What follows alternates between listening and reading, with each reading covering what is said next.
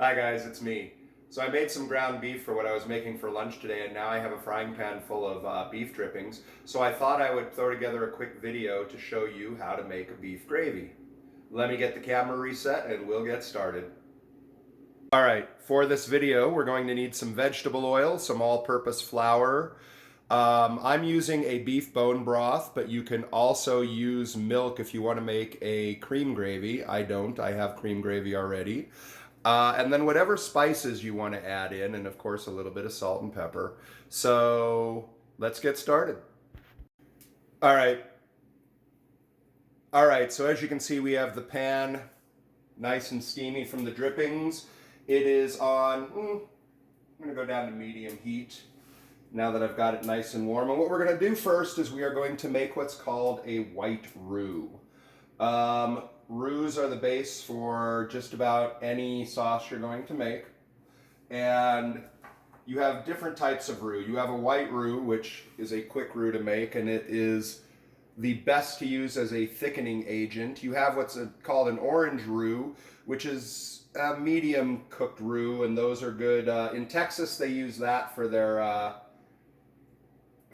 gumbos and stuff like that. And then you have what's a brown or an amber roux, and those are the least good for thickening agents, but boy are they tasty. They have a complex nutty flavor. But like I said, today we are going to make a white roux. Now, there's still a little bit of oil in here, but not enough to make the little bit of roux that I need, so I'm going to add a little bit of the vegetable oil. That should be enough. Now, to match the vegetable oil, I'm going to put in approximately the same amount of flour. And in fact, I'm going to go ahead and use a spatula for this. So I put in that's probably about a tablespoon of oil. So I'll put in about a tablespoon of flour. That's a half a tablespoon here, so I'm going to put in 2 of these. Now the thing about flour is it'll burn really quickly, so now you've got to get it moving. You got to get it mixing with the oil and let it all combine, and it'll turn into a bit of a liquid and we'll make it into a roux. I don't know if you can see this, so I'll tilt the pan up. We're getting some of the drippings in there, and that'll happen. We want those drippings in this. But the first thing we need to do is get rid of that flour flavor by mixing it with the oil and letting it combine. We're almost there. Now I know this doesn't look like a white roux, but that's because of all the drippings that are in it, but it is. If I were to cook it longer, it would take on an orange color, and if I were to cook it longer than that, it would take on a brown or amber color. So we're almost there. We're just going to do this for about a minute or 2. That's all we need, but you got to keep it moving, or again, the flour is going to burn, and once you burn the flour, you have to start over. There's just no bringing it back from that, and it will put a burn taste in everything you do. Now, like I said, I'm using a beef bone broth to make this gravy because that's what I want. You can pour milk in it and turn it into a cream gravy. I'm going to add a cup, because that's about all I need. And let's pour that in. Ooh, nice and steamy. Don't burn from the steam. And then we're going to mix it, because now we got to get the roux in there. Get it all combined. And I'm going to use the spatula here to help scrape the drippings off the bottom of the pan, because you want those into your gravy. This is the flavor. Nice. This is going to taste so good. All right. Did we have it all off? Yep. Now that we have all the drippings off the pan, I can go ahead and put the spatula in the sink and get this back. I want to get it up to a boil. Of course, it's not going to taste anything good unless you add a little bit of salt, which is your flavor carrier. So let's add some salt. And of course you are salting this to taste. For me, I don't use a whole lot of salt because I'm a middle-aged guy. I don't need all the extra salt. I'm going to add some pepper. And this would be good enough if you just wanted a basic gravy. But, you know, I like my flavors, I like my spice. I need a little bit of garlic in mine. Actually, I need a lot of garlic in mine, I'm not going to lie. I'm going to add a little bit of cayenne pepper because I like a little bit of heat. It's up to you what you add. There. I like a lot of heat. And finally, I'm going to add a little bit of oregano. Now, there are a few more things I would probably add to this, but again, I haven't unpacked or found all my spices yet. All my stuff is sitting in a storage facility. And now I'm going to cook this up, let it boil for a second now that I've got all that mixed in.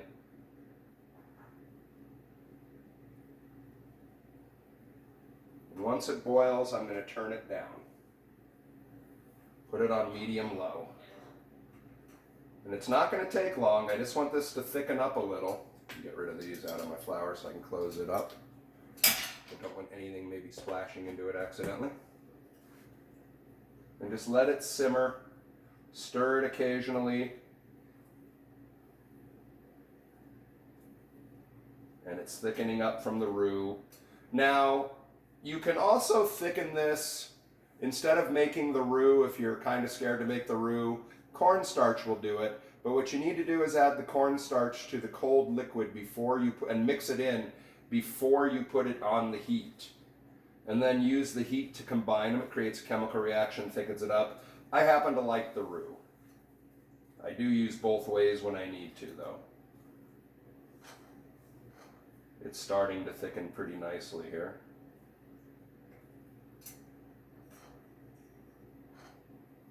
I'm going to use this tonight. Today, by the way, is my birthday. I am 54 years old, and I'm feeling every bit of it. And I'm going to make myself a nice little steak tonight. I'm going to use this for the mashed potatoes. After I'm done with this, I have to go to the store and buy said steak. I had one, but I forgot to take it and thaw it out. And let's see how it tastes. Ooh, that's nice.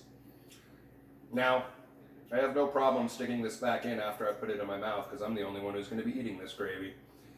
If I was making something for someone else, I would use a tasting spoon.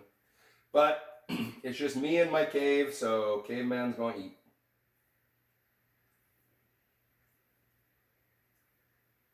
I hope everyone's having a good end of the month.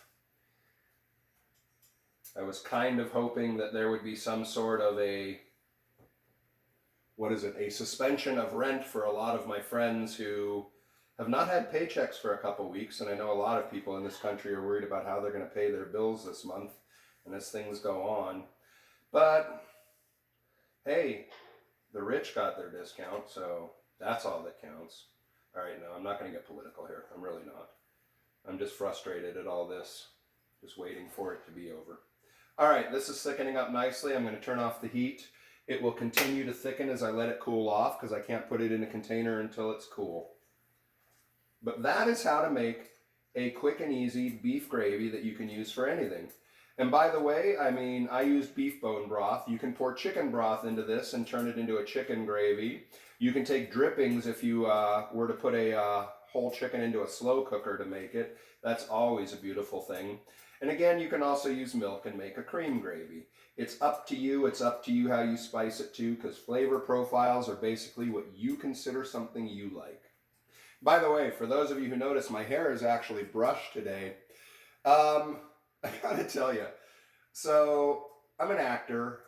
My last gig in Florida, they asked me to grow my hair out a little, so I did. And then I moved to Florida, and I moved to New Mexico, and I figured once I got here, I would find a hairstylist, and I would get my hair cut. I got here, and the coronavirus hit, so hairstylists aren't open right now, so I think I'm going to end up with a bit of a ponytail before this is all over and I can get a haircut again. I'm at the mullet stage. And we'll see how long the beard gets. So I'm kind of going caveman while I do this, but this isn't how I normally look. All right, I digress. I hope you all have a wonderful day. I will see you all in the next video. Don't forget to subscribe if you want to see more videos, and I love you all.